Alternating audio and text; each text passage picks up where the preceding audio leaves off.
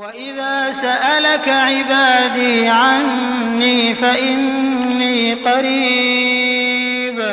Abu Kilabah, sahabat Nabi radhiyallahu anhu. Abu Kilabah radhiyallahu anhu ini orang jarang tahu ke namanya, tapi dia punya kisah yang unik. Kisahnya begini.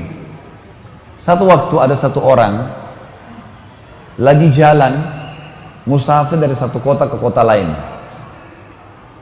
Orang ini jalan pakai kuda, teman-teman sekalian, sampai dia kehabisan bekal. Dia lihat di padang pasir yang luas ada satu kemah di situ, ada satu kemah. Kemah ini, teman-teman sekalian, dia turun, dia masuk, dia bilang, saya lihat pemandangan yang sangat memilukan. Kemah itu kosong, tidak ada makanan, tidak ada minuman, dan ada satu orang terbaring dengan punggungnya, kedua tangannya putus, kedua kakinya putus, kedua matanya buta. Orang ini cuma tergeletak. Lalu saya bilang, Assalamualaikum warahmatullahi wabarakatuh.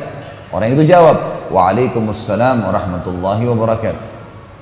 Lalu kemudian saya datang mendekati dia, dan saya lalu berkata pada dia, siapa anda ini? Dan apa ceritanya anda ada di padang pasir ini?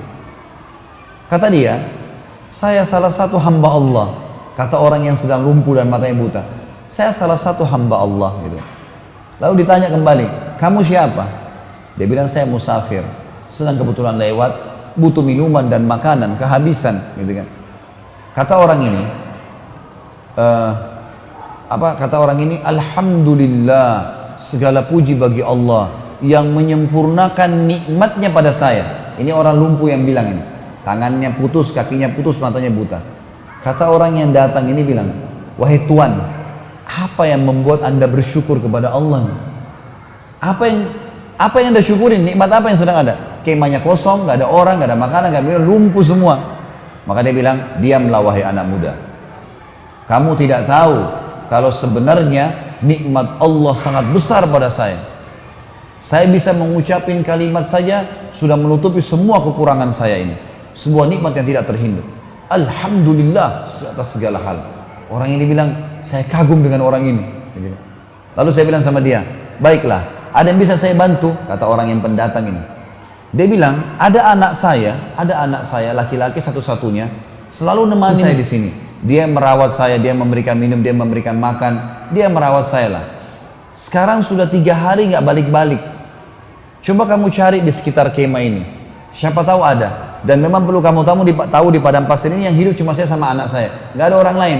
Jadi kalau ada orang kamu lihat itu berarti anak saya. Kata dia, baiklah. Dia bilang, saya keluar. Nggak jauh dari kemah itu ada jenazah manusia yang lagi dikerumuni oleh singa. Lalu saya bilang, pasti ini anaknya, tapi sudah mati, lagi dicabit-cabitin dagingnya oleh singa. Lalu saya kembali, saya bingung gimana caranya menjelaskan kepada orang ini. Dia sendiri susah, hidupnya di padang pasir sendirian, lumpuh, dan anaknya dimakan singa. Lalu saya pun datang, lalu saya mengatakan, wahai saudaraku, kata orang ini, pendatang bilang sama orang yang lumpuh ini, wahai saudaraku, apakah anda mengetahui kisah Nabi Ayub? Kata orang itu, tentu saja. Apakah bisa anda ceritakan kepada saya sedikit tentang dia? Kata orang itu, Ayub alaihissalam, orang yang tidak bisa dinilai kesabarannya, orang yang dicoba sama Allah 20 tahun dengan penyakit, 20 tahun dengan mati semua anaknya 12 laki-laki, 20 tahun dengan penyakit kusta sehingga ditinggal oleh kaumnya, hartanya semuanya habis, 20 tahun miskin. Kata orang ini, yang anda ucapkan benar, dan saya berharap anda bisa menjadi bagian kecil dari Ayub, karena anak anda, Ayub kan 12 orang laki-lakinya mati, anda satu anak laki-laki anda ini sudah mati dimakan singa. Kata dia, saya mungkin berpikir orang ini akan menangis. Dia senyum, lalu dia mengatakan, Alhamdulillah yang telah membuat anak saya mendahului saya ke surga. Kata orang itu, Alhamdulillah yang membuat anak saya, kata yang pendatang ini, kok bisa anda bilang begitu? Dia bilang, anak saya ini sangat bakti dengan saya. Menurut teori syariah, ya kalau bahasa sekarang, kalau dia bilang, menurut pemahaman agama yang jelas yang saya yakini, kalau anak soleh dia sholat, dia jaga ibadahnya sama Allah, bakti dengan orang tuanya, masuk surga. Anak saya begitu, saya yakin dia akan masuk surga. Baiklah, kata orang pendatang ini, tiba-tiba saja orang yang lumpuh ini bilang, asyhadu an la ilaha illallah wa anna Muhammad Rasulullah, meninggal dunia. Mati nih si lumpuh nih. Orang ini bilang, innalillahi wa inna ilaihi raji'un. Saya kehabisan bekal, kehabisan makanan, temu lagi orang seperti ini dan mati. Apa yang harus saya lakukan nih? Gitu. Dia bilang, saya keluar dari kemah, nyari informasi, ada siapa yang bisa saya minta tolong? Dia bilang, gak lama kemudian lewat 4 orang naik kuda dari kejauhan dengan hikmah Allah. Ini orang sambil bilang, saya sambil berdoa, ya Allah utuslah kepada kami orang yang bisa membantu. Gitu kan? Ternyata teman-teman sekalian, lewatlah 4 orang naik kuda, dia bilang. Penampilannya kayak orang-orang kerajaan, rapi, kudanya rapi gitu, dengan kecepatan tinggi. Saya pun teriak dari jauh, hai fulan, berhentilah. Ternyata dengan hikmah Allah mereka dengar saya. Mereka pun datang, lalu mereka bilang, ada apa dengan kamu? Kenapa kau minta tolong? Ada sesuatu?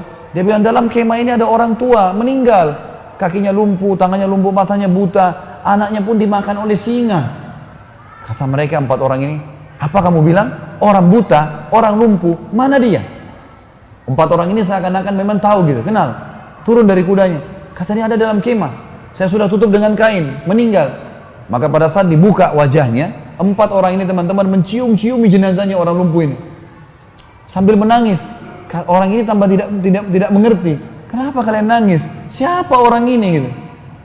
Kata 4 orang itu, kok nggak kenal siapa orang ini? Dia bilang tidak. Ini Abu Kilab al-Jurumi, ini sahabat Nabi, satu-satunya sahabat Nabi yang masih hidup sekarang, ini orangnya. Dia sudah lama kami cari karena disuruh oleh raja untuk jadi hakim. Dia larikan diri karena tidak mau jadi hakim. Dia sampai tinggal di padang pasir. Dan ini orangnya, ini orang terkenal dengan kesolehannya, doanya mustajab. Gitu. Maka anak muda ini pun menangis sambil mengatakan, alhamdulillah yang telah mempertemukan saya dengan orang soleh ini, sehingga saya bisa melihat salah satu sahabat Nabi SAW, dan akhirnya saya bisa belajar dari dia. Tapi pelajaran kita teman-teman, bagaimana Abu Kilabah dengan kenal Tuhannya, tahu kalau cobaan dunia hanya di dunia. Kalau ada orang lahir di muka bumi teman-teman, sebagai orang beriman harus yakin ini ya. Lahir, matanya buta, tangannya dua-dua putus, kakinya dua-dua putus pun, lumpuh total, lahir di muka bumi. Ini hanya sifatnya duniawi. Pada saat dibangkitkan hari kiamat nanti, karena jasadnya akan dimakan oleh tanah, dibangkitkan hari kiamat, nggak ada lumpuh, nggak ada cacat, fisik baru. Kata Nabi SAW, semua manusia akan dibangkitkan pada hari kiamat, laki-lakinya seperti poster Adam, 60 siku ke langit, 27,5 meter, dan semua perempuan seperti ibunya Hawa, 40 siku ke langit, 17,5 meter. Gak ada lagi pendek-pendek, gak ada lagi orang yang ya cacat, semuanya sembuh. Dan subhanallah, sebagian dokter mengadakan penelitian juga, kalau ada orang kena kanker, kena tumor, penyakit yang parah, begitu meninggal, jenazahnya itu pernah dicek, diperiksa, hilang penyakit itu. Jadi hanya sifatnya duniawi, di jasadnya itu sudah tidak ada penyakit itu, hilang bersama dengan ruhnya keluar. Jadi teman-teman, orang beriman tahu, yang membuat Abi Kilabah bisa sabar, dia tahu ini dunia, sabarin aja. Yang penting beriman, nanti di akhirat dikasih semuanya, aman. Bagaimana manfaatnya orang yang kenal Tuhannya?